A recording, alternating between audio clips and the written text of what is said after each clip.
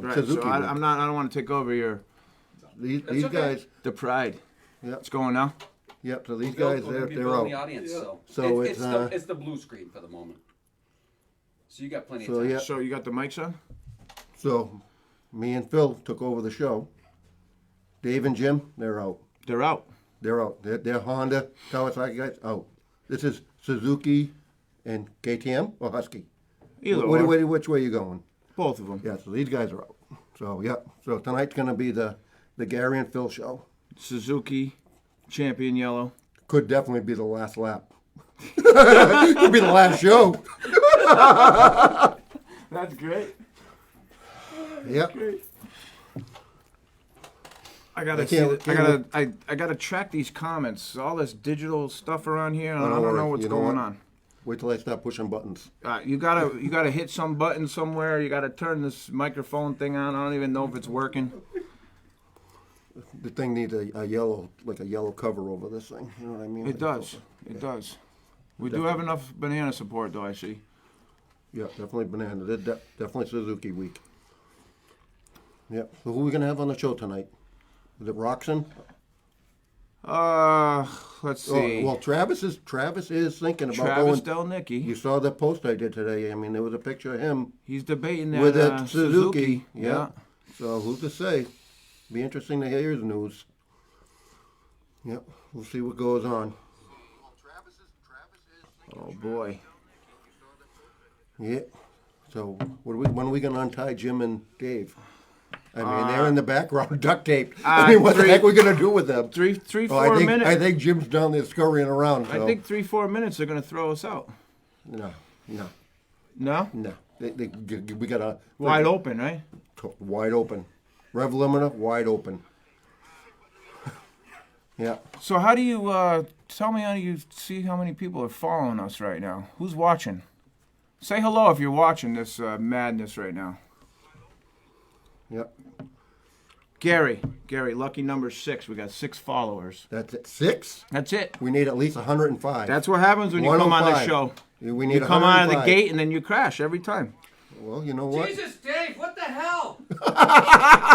Who let these clowns in? Oh, Christ. Who the hell untied these guys? I told you we're gonna get busted. Oh, man. You didn't listen to me. Oh, gee. All right. Knocking on the back door? We're going to have to... Said his See, name was I told you. Barnett. We're out. I knew we were gonna We're get out. busted. Kicked out already. You're fired. Kicked out Jesus, already. you know, unbelievable. You know, Let me Jim, take my drink back. Jim, you know, we leave for a minute. Look what happens. I'm telling you. You know, it's out of control. Out of control. I thought they said John Levesque was going to have pizza. Right? It's craziness. Absolute craziness. You know? So even your brother's upset. You know, he says, yes, he wanted our replacements to stay. And he says the golden kick start. Oh, boy. Jesus, somebody posted as us and says, look, we've lost control. It's the last lap. Who would have thought? Oh, wait a minute. Hold on. Ron Sabin says, it's you two idiots tonight?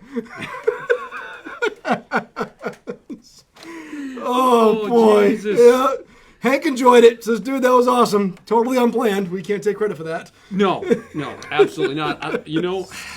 Oh, boy. Oh, man. I'm flustered. I'm very flustered. Yes, indeed. Yes. I don't even have any good media content ready with these two showing up here unannounced. I don't know. I mean, Hijacking the show. They brought bananas. They did bring bananas. They got your hat. I got a hat. Yes. Now, what's this crap that I'm hearing? Travis is thinking about a RM. I thought he was going to go green. For crying out loud. Yeah. It's something in the water in Connecticut. I don't know what it is. So. Whatever it is, it ain't good. Yeah. No, it can't be It good. ain't good. Can't be good. Yeah. That's the water. Unbelievable. Yeah. Oh, we get the new mugs, by the way. Yes. So, Yep. Kevin Hubbard, I don't know if you can see this, but Dave's got one on the table. Kevin Hubbard, he actually sent me some mugs. They say old men that used to race on one side of Northeast MX. The other side says the last lap and it's Jim's fault. And the little personalized note that I got with it happened to mention how he couldn't stand that Anymore. He said it sounded like a Suzuki Kickstarter. Yes. And I'll tell you what, he also added a couple of extra mugs for me because he says I'm used to riding Kawasaki, so things break. He's not wrong. He's not. This He's is not true. wrong. This is true. I think something every time I ride my 89, something falls off of it and breaks. That's right. It's a fragile bike. You know, and then you can't get the parts for it because it's old. This is true. At yes. least a new bike is, knock on wood, is pretty good. It's pretty good. Yep. So, we didn't even share this thing out anyway, did we? I don't think we did. No. We're hijacked. We were hijacked. Didn't really intro. We're all thrown off. I'm also screwed up. You guys know the drill. Share it. Yeah. You two clowns. Yeah. Wait. He's smartphone boy, banana man. So, He is on his smartphone He over is. there. He's just off the screen. He's on. He's in the. What do they call it? Like an NBC, the green room. like in the green room. He's back in the green room. Oh boy. Ralph Masciello says, how did I accidentally log on to this shit show tonight? Ralph, you just missed a hell of an intro. You might want to back it up a few minutes. We were hijacked for the first 5. Oh, it's It's crazy. great. Now we can take breaks. So we can step away. I could use the bathroom for a change. There you go. Commercial break. That's commercial sit-ins. It's perfect. So tonight we actually have a couple of cool people lined up. We do. Yes. A few minutes Yes. we're going to have. Way cooler than those bozos. Oh yeah, absolutely. We're going to have Barry Higgins. Barry Higgins is one of like the original. Let's say if he wasn't the first, he's one of the first pro motocrossers in the United States. And he was back at some of the first events racing against guys like Roger DeCoster and Torsten Holman. He raced Pepperell, he raced Unadilla. I might say he won at some of these places and beat those guys. So we're going to have him on the phone here in a little bit. That's going to be a great conversation. And we're also going to have one of New England's top pro riders, Travis Delnicki. He's going to come on a little bit, and he's going to tell us some of his plans, what he's got going on. We got a couple things to ask him. One of his buddies, Jack Courtney, gave me a little bit of a couple tips and said, ask him this. So Okay, hopefully you took notes because I don't know any of that. I have a few notes, but I think we're just going to wing it like we usually do because that's the best way. We just send it. Yeah. Just like these guys. And as always, make sure that you guys click onto the page when it's up. Correct. The new page and The comment new there. page, Yep. the Last Lap page. Comment there. And thanks to everybody who's been clicking on and following and liking. Because, today we got over 50 new followers. Yeah, it's was fast. It was quick. It Yep. was quick. So if you guys can share that page out, and we'll get people to get on board. It should be a much smoother transition by doing it from the page as before just trying to do it to the group. Oh, definitely. Yeah, it's easier for us to do it this way. So Yeah. let's just trying to share it to the multiple pages. Just have this one spot just for the show. Yeah. The Last Lap. Yeah.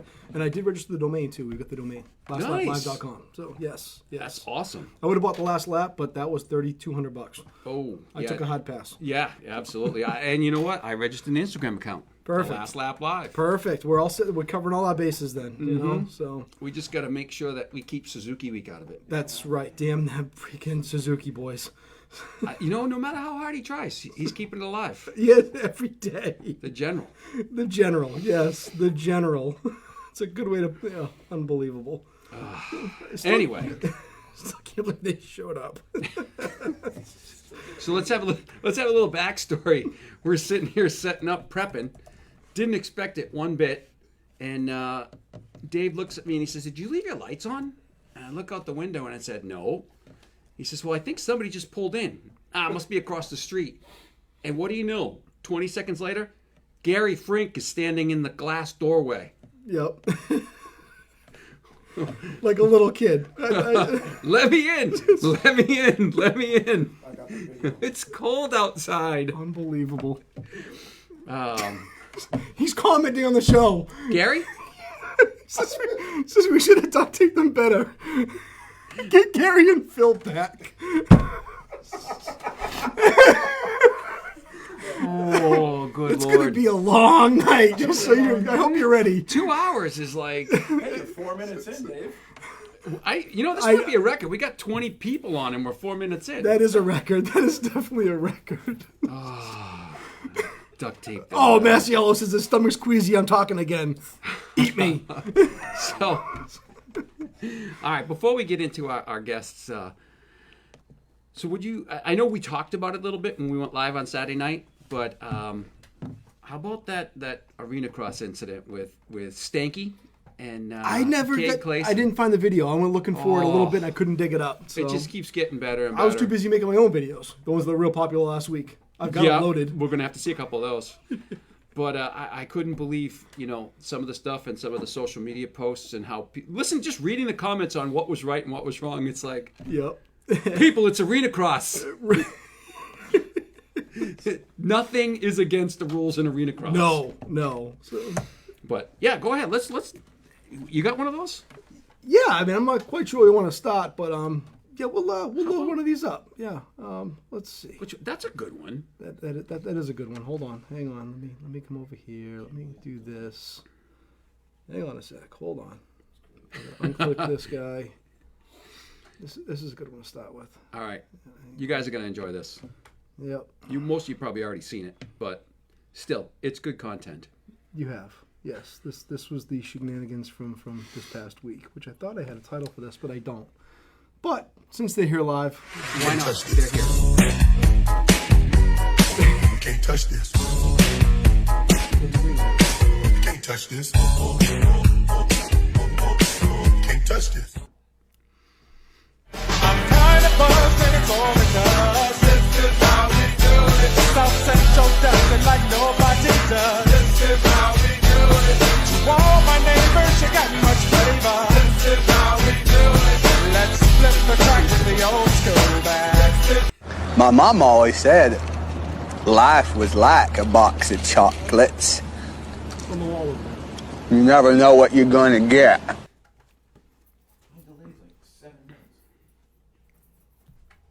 All right. All right. So that was just a little bit of my antics last week. Yes. So- And the best part about that is we can use it later too, after the guest. Oh God, yes. I've got multiple saved. So. I hope you got, like pillows and stuff over there for Gary to fall asleep on the couch. Lee was asking, why are we seeing this again? Is this a rerun? No, Lee, it was so good we had to share it another again. Yes, It needed an encore. It did need an encore performance. Yes. All right, so what do you think? It's like Are 10 you struggling after. over there? It's got 10 Wi-Fi's over here. It's the Poor 41. All right. I can't even concentrate with these clowns here. This is. Oh yeah. Oh look, now the other guy's going over there. Hey, can I connect my smartphone? Look, help me out, Phil. Like I don't know what I'm doing. Look at them. Look at these two.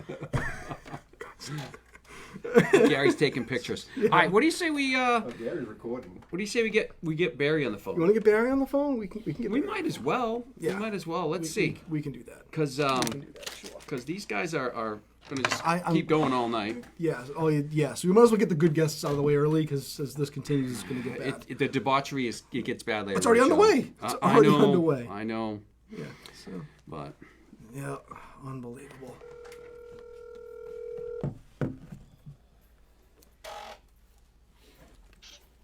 Hello. hey Barry, how are you?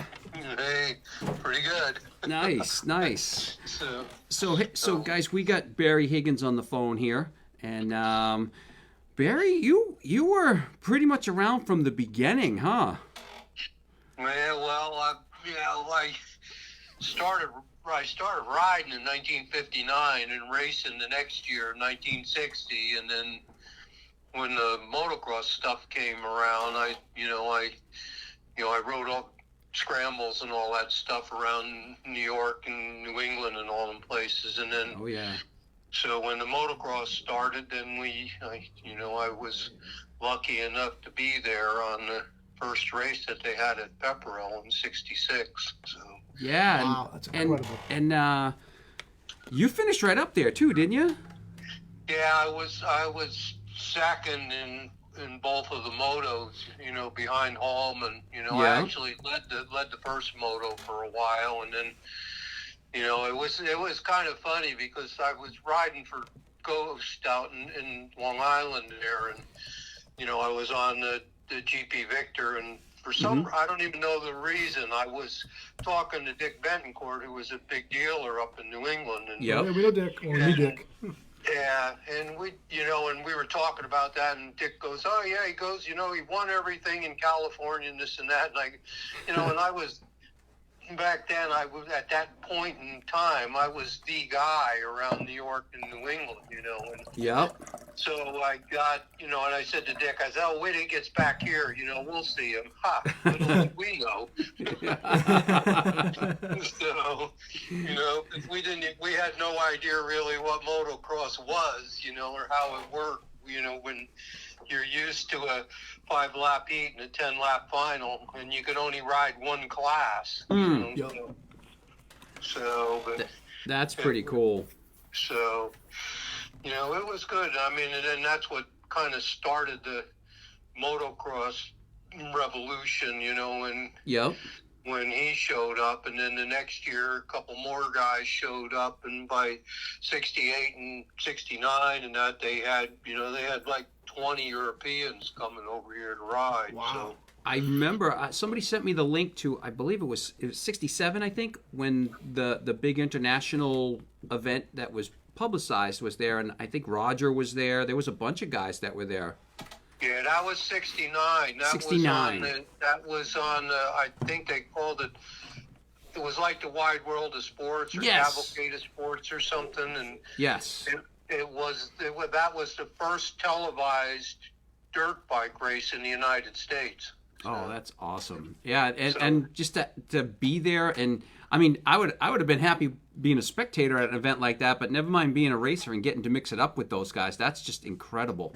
Crazy. Yeah, it was kind of fun. By that time, I had gotten a little better at it, you know, and understood the do's and don'ts a little bit more of the motocross. But Right. no, but it was a lot of fun, and it was a lot different than it is today, you know, because it was a bunch of kids with us anyway, and even all the Europeans, all those guys were, you know, They're all young. they were all young too, in their 20s, you know, and stuff. So it, you know, it kind of turned out, you know, once they kind of got to know me a little bit, especially the CZ guys, because that's what I was riding. Yeah. And you know, it was a nonstop party all the way across the United States. Raph Masiello just said, I remember watching that at 8 years old. That's cool.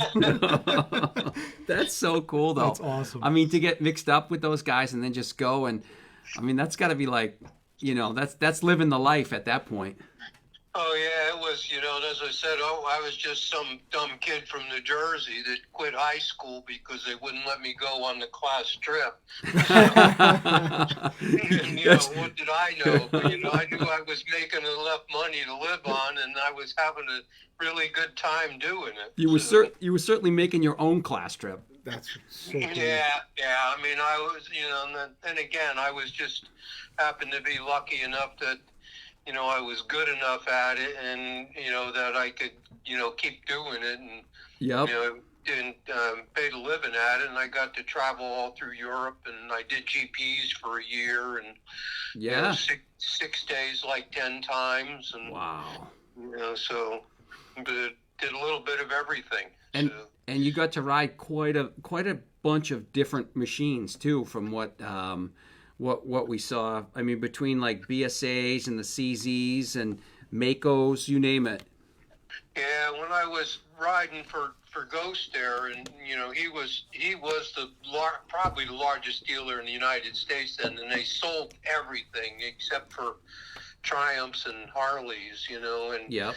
they had all, and being they were Italian, they knew all these crazy brands that would come out of Italy, you know, that Mhm. we never heard of or never seen, and, you know, and I got to ride, I mean, anything from the, you know, 100cc Gazzano, which was some Italian two-stroke thing, to, you know, to up to like an 850 Norton Scrambler. Oh So, yeah, that's insane. That's cool. So, And back then too, things were a little bit different with some of the bikes. I mean, I got to ride one of the guys' BSAs just around, and it had the right side shift on it.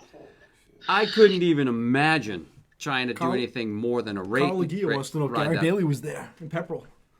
yeah, we, you know, that was the thing. The British stuff always pretty much shifted on the right side, and then, you know, most of the European stuff it shifted on the left, and the Kickstarter was on the left, which you know, it took everybody from Europe a long time to live that one down, you know, with everybody.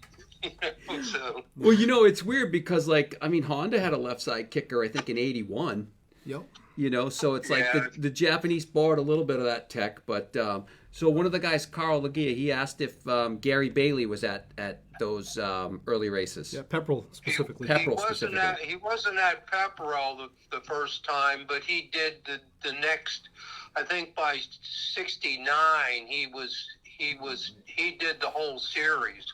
Yeah. You know, in '69. You know, and again that was, you know, he came out there from because the series after the first year the series always started at Pepperell. Yes. Yep. And then we went from Pepperell to I think the next one was maybe Ohio or Indiana or somewhere. We went 12 races, and you know, and that's '69. I was lucky enough, and I know why all the California guys hated me, because I was a top American in the first 9 races. Oh wow. You know, and won the series for what then was, you know, if you were the top American, you got nothing. Well, hey, you know sometimes that doesn't Life's change tough. over the years. It wasn't until the last couple of decades. Yeah, it's funny, you know, that you know, the stuff went to, you know, the first few races, you know, I mean, I still got some of the checks that somebody found when Edison died. Yeah. You know, all his stuff, somebody got all this stuff, and some people sold it. I had like check for 3rd place in the international class, and it was like $75. Jack Emilio just said his 82 KTM 495 had a left side kick. He hated it. Yeah, it was, but like I said, I wouldn't, you know, when looking back on all of that, I wouldn't traded it for what guys go through nowadays in order to make, you know, Yeah. Granted, they make a lot more money than we did, but I think we had a hell of a lot more fun than they ever had. I would think so. I mean, and you know, it shapes you too. It shapes you who you are.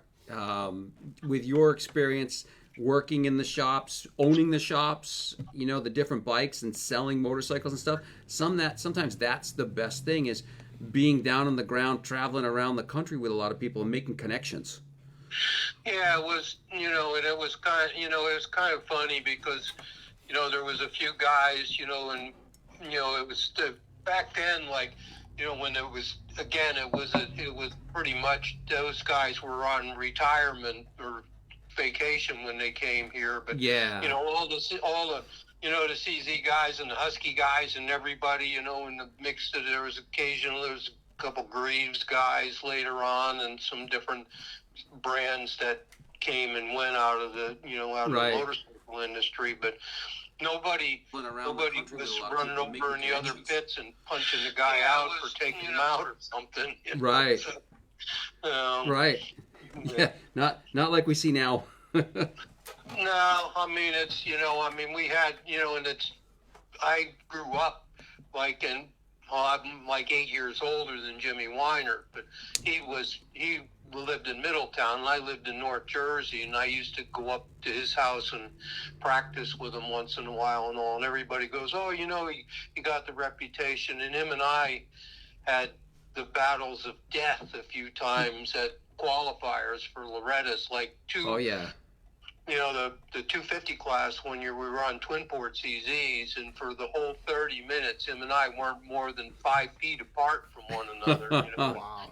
and never ran into one another or never did anything, you know. So, Oh yeah, it's a different level of respect with the riders, I think, and you get to know those guys and trust them a little bit.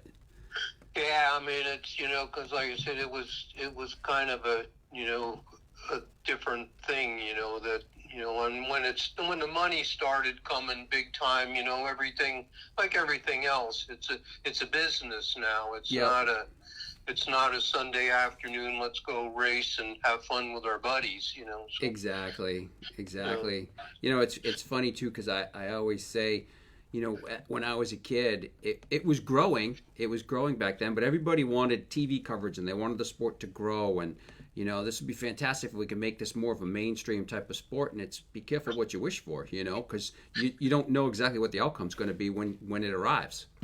Yeah, I mean, it's, we all thought that it should be, I had a shop in Atlanta for like almost 30 years, or right outside of Atlanta. Mm-hmm. And when the Supercross had come to town, and everything, you couldn't buy an interview on the TV. Like, nobody, none of the TV people would, well, there's a race, and that's all they'd say. They'd never give any information, and that didn't start happening until probably 10 or so years ago, where they start paying a little more attention to it. But yeah, I mean, we had races, we had nationals at Atlanta, we had Supercross from day one in Atlanta when that started, at the stadium and all, and we were within walking distance of the TV stations, and nobody'd come over and cover it at all. Oh man, that's incredible.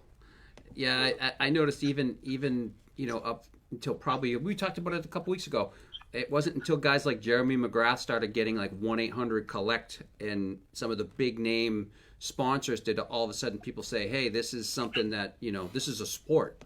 Right. I think it was constantly growing, but it just not at a very good rate. I know what we just did. We almost 100 Yeah, it took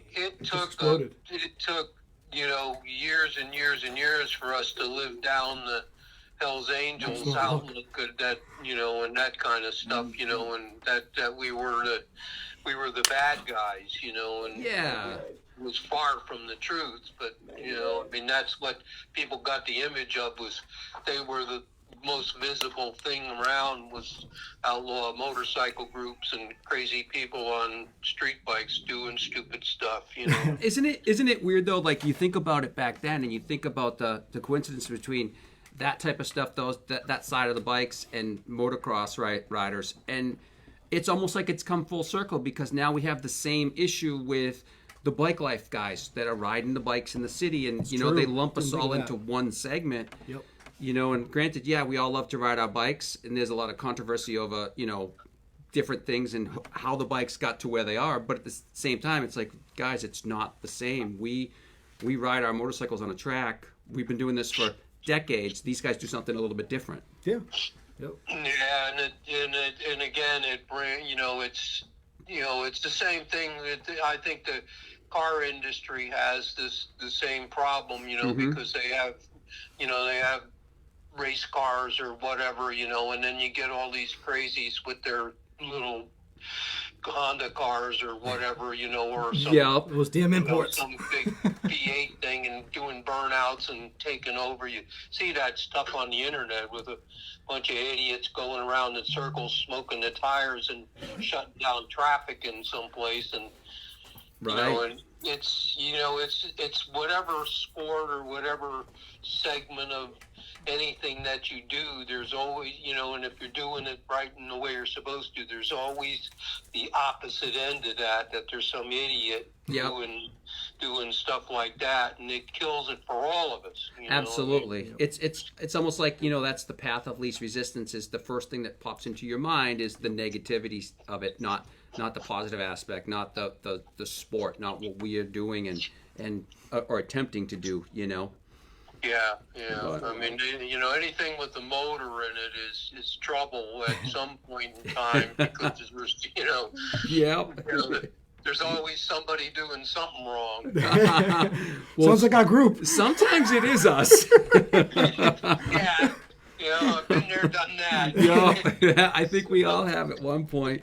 So getting back to the racing a little bit, I know you and I talked earlier today. You won the first Unadilla. Yeah, I won. I won 5 of the 6 motos that day. So that's just incredible. That's my moto. And they were 30-minute plus 2 lap motos. So think about that. That's almost 3 hours. That is 3 hours, over 3 hours of racing. Yeah. Oh my goodness. And tracks were not bulldozed back then. Granted, if it was the first one, it got chewed up pretty quick, but still. Yeah, I mean that. The bikes didn't. You're talking now. You're talking about 60, 70 horsepower, 4-strokes, and everybody rides them differently than we did. We didn't run up in some turn and lock it up and dump the clutch coming out the other side. And True. we were always taught that momentum was your friend. It still is. Anybody who knows that still is the rule. What's the newest bike you've ridden, Barry? What's the most current bike you've been on? So, right now, I race. We have this down here. We have the Sunshine Vintage Club. They run races a couple times a month, and I won the plus 70 class. I have a 350 KTM that I'm riding, and you know it all so well, Jim. So. The age classes, that's cool because they let us ride modern bikes like the 50, 60, 65, and 70 class. You can ride a modern bike. That's phenomenal. Yeah, because none of us old guys can kick one of those things to start it now. Hey, I'm like I said to you earlier today. I'm 55, but I'm to the same point. I don't like kicking. I want that push button. Yeah, and it's funny too because everybody's on Kenny Roxon's case now. Oh boy, the Suzuki, and this and that. And the next thing, we kick-started bikes for the last 100 years. Yeah, so. It's enough is enough. Yeah, right. Saving weight out there. No battery, no starter. No battery, yeah.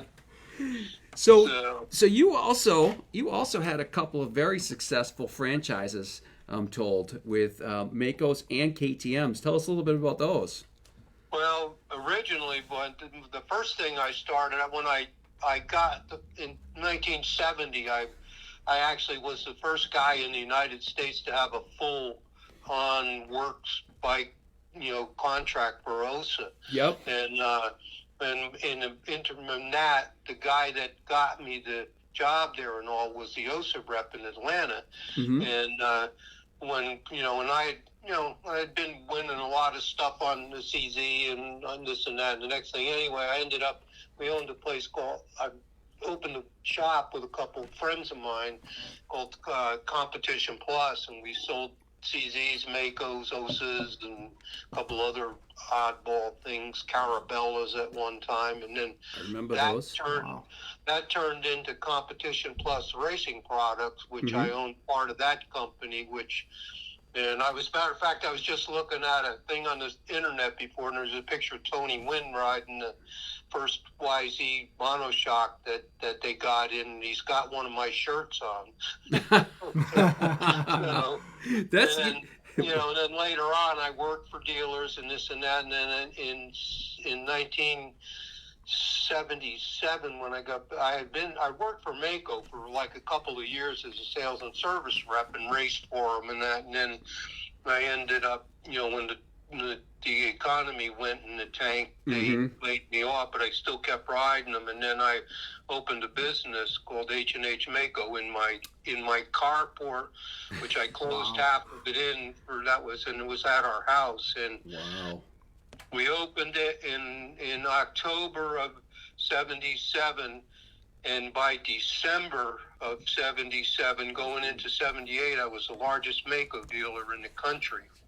So wow, that's awesome. In like 3 months, and then I went from there, and they finally kicked me out of the house, for running a business at my residential area. And we moved the shop down to Mableton, and then later on I took on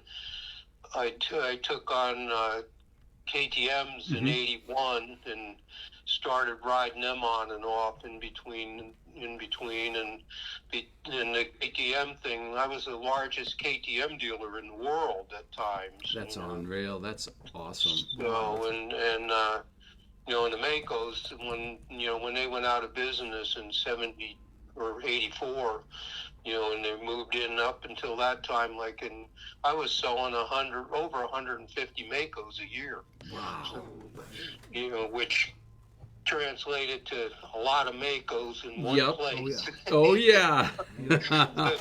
And I mean, there was a time that they were like, that's like the Ferrari of motocross bikes. Yeah, back when they came with the, when the Magnum came out in '78, that was the 3-shaft motor. Those things were, I mean, they were unstoppable then. Yeah. I mean, those things worked so good. And just a kind of a funny story is we had a track right on the Alabama line called State Line Motocross, and it was in Alabama, and they ran races there, just a regular, Sunday races and stuff. And one time I looked out, and I was riding in the 250 class at the time, so I'm up on the bank watching the start line. There's 29 bikes on the line. 28 of them were Makos, and there was one Yamaha. No Suzuki's though. I'm walking up through the field, and the guy that owns the Yamaha shop in downtown Atlanta was walking up with me, and the kid, his son was riding the Yamaha. Oh And he man. goes, look at that, and the kid was leading. He goes, yeah, look at that Yamaha leading all those Makos. And about that time, the thing goes kaboom. And walking up, I put my arm around him, and I said, you see that?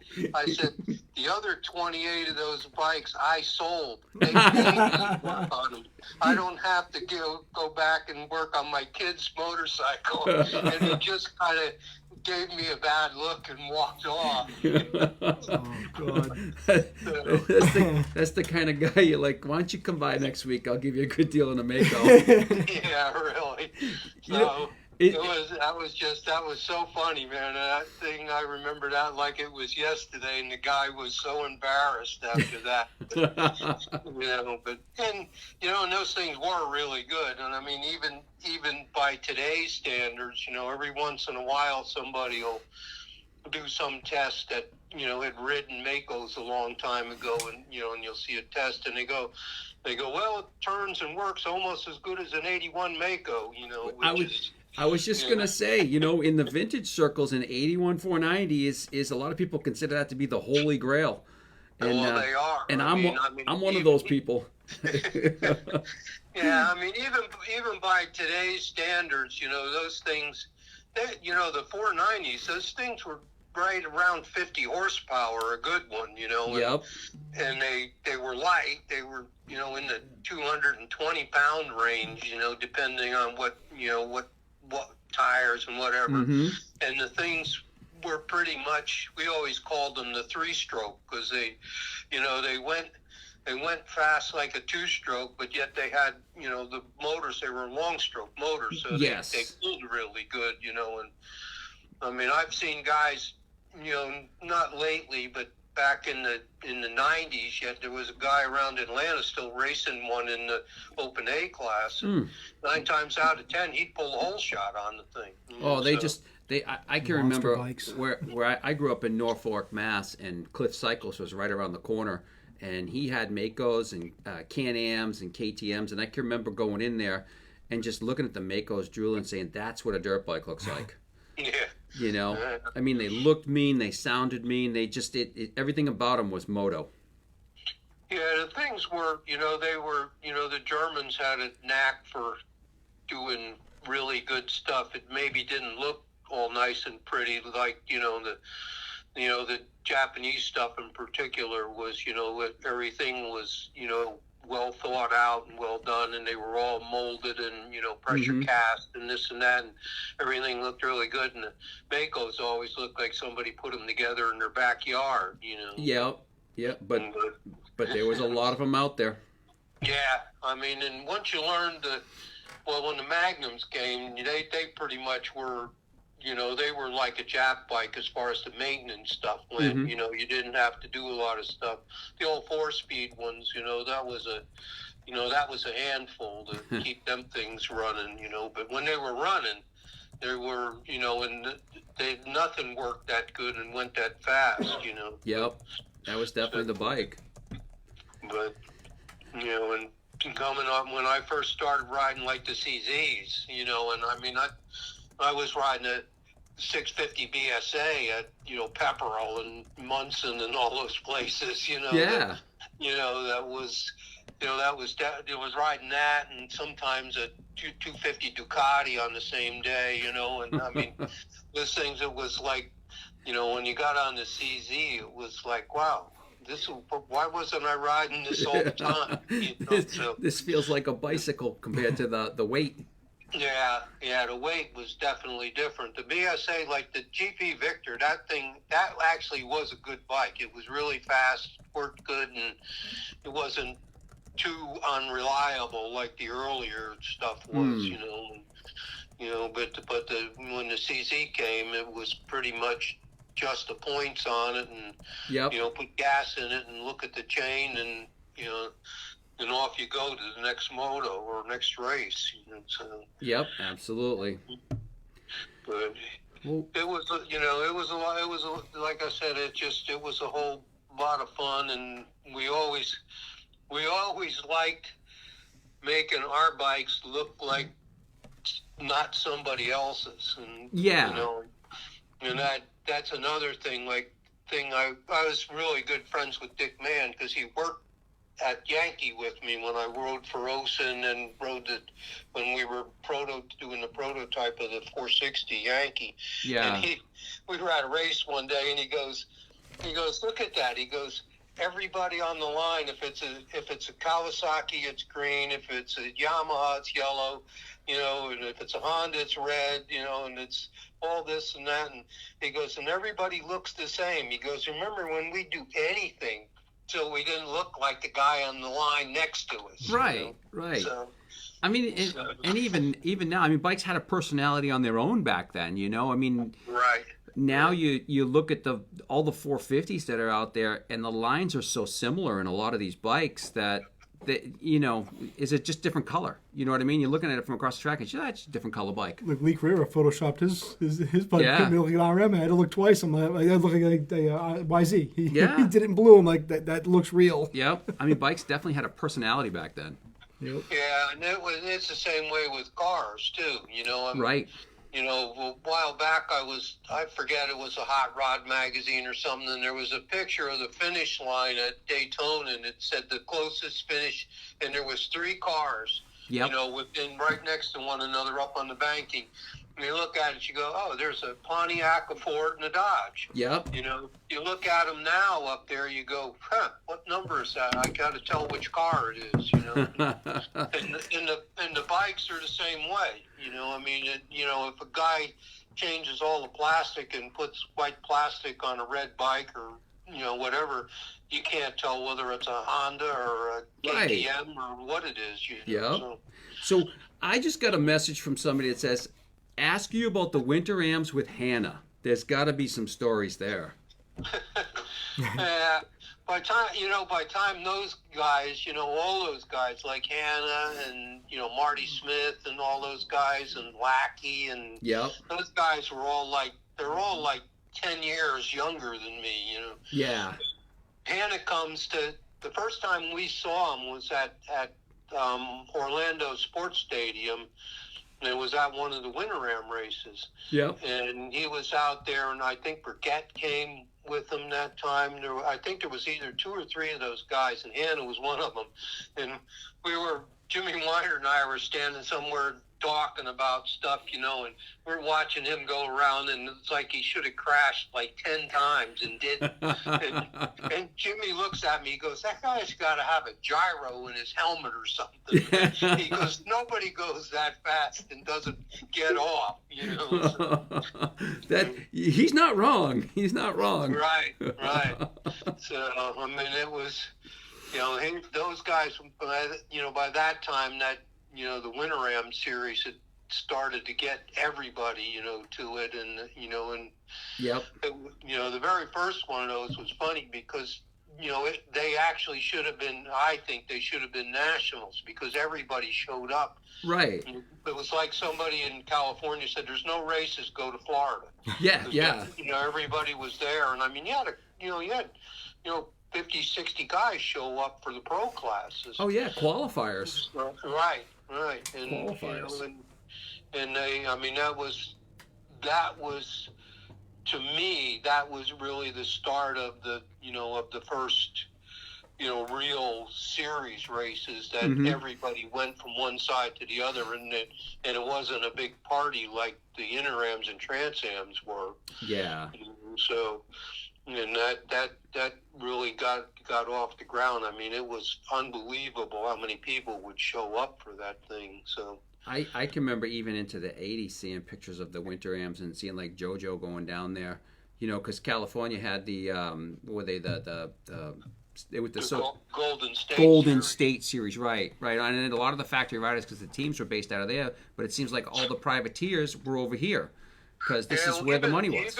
Even into the into the early to mid '70s, that was when Han and them guys showed up, and I mean, and there was Marty Tripes was here, Hannah was here. I mean, everybody from out west came back here to ride. And I guess maybe, I don't know whether they were trying to build up, because everybody always thought California was the the holy grail of everything motorcycles, which may or may not be true. Yeah. It's off anybody in California. Well, I'll tell you, I mean, as the tides have turned again, it's Florida with the heat and the humidity, and even some of the manufacturers like Yamaha, they're in Georgia now.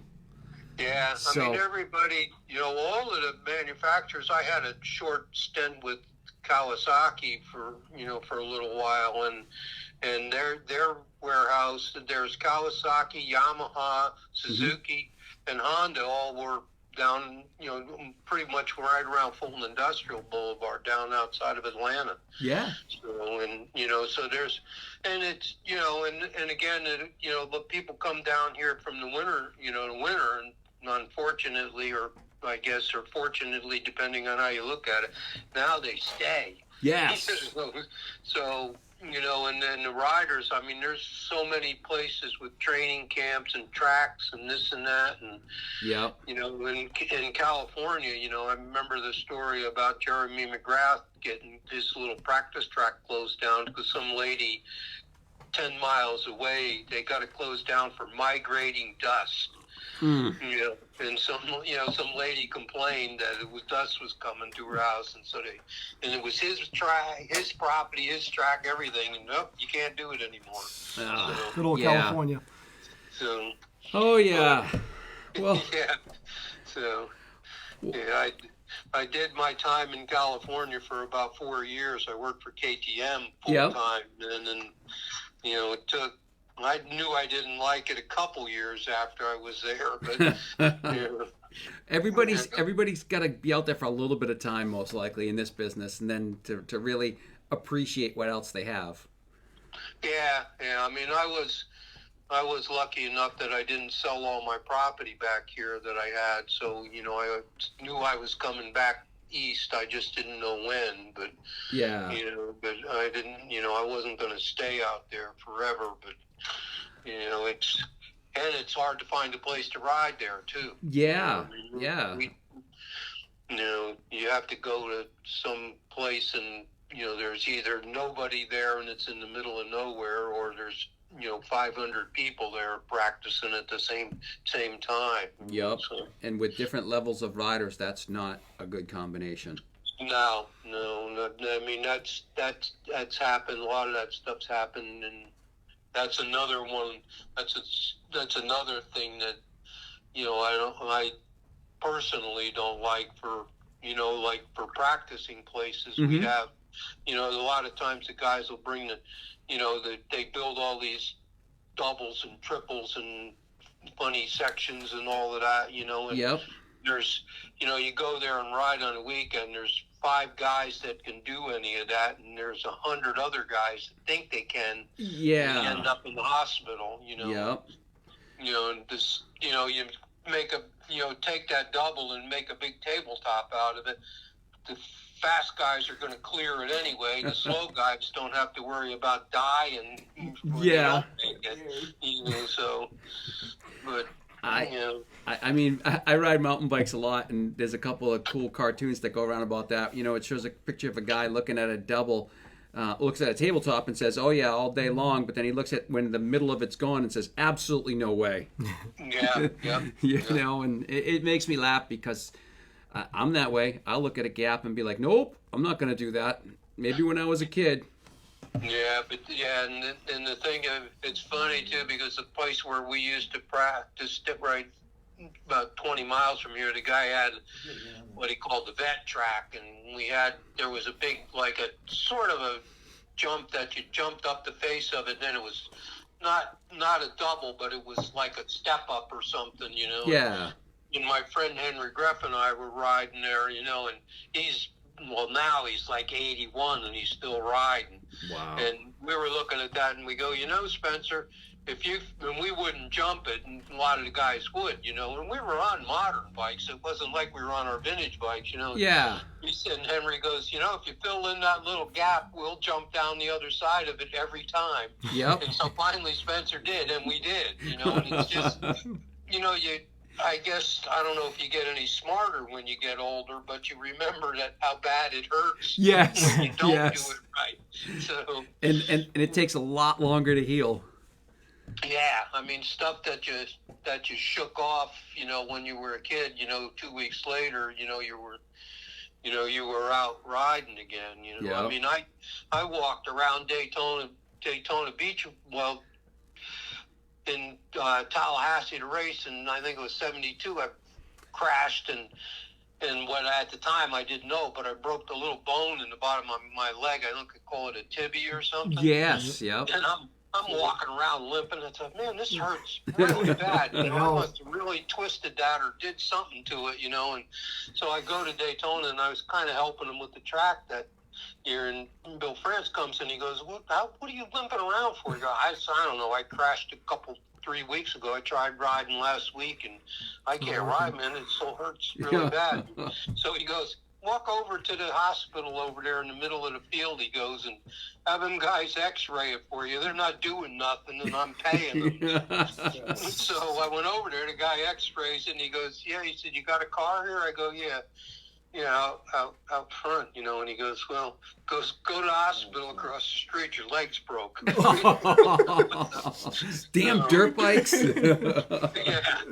So, and yeah, this is another thing too.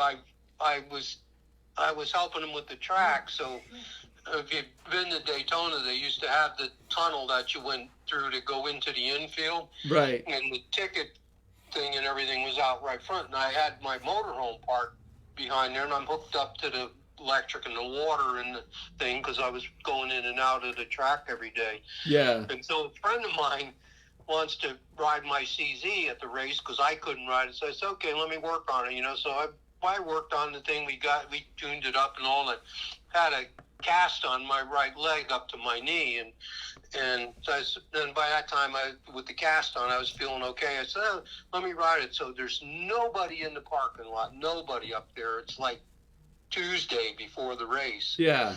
And I'm out on the CZ in the parking lot, just riding around, checking the brakes and doing stuff like that. And I come back, you know, I gas it and do a little wheelie. You know, that's pretty cool. I can ride. I still can't feel the brake, but I can ride. Yeah. So I pull up there, and I lean the bike up, and I go in the motorhome. And next thing I know, hear a knock on the door, and I'm like, and there's a cop out there. He goes, "Whose bike is that? Who was riding that bike?" I said, "I was." He said, "Well, you're getting a ticket for riding in the parking lot." And I go, "I'm working here." I said, "I was just trying the bike out. I wasn't doing anything. There's nobody in sight." Yeah.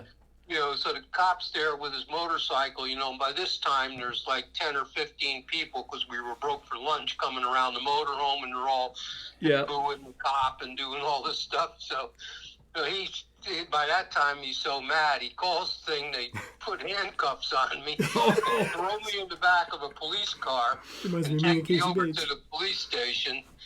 And it was about 30 minutes later, the cop comes and he goes, I said, you know, I kind of, you know, being this smart ass kid, I go, "Where you been?" He goes, one of your buddies, I guess somebody pulled the spark plug wires off his bike while he was in there hassling me, and he had to get somebody to pick it up, which didn't do me any good because then he's really mad. He's mad at you. And so anyway, boy.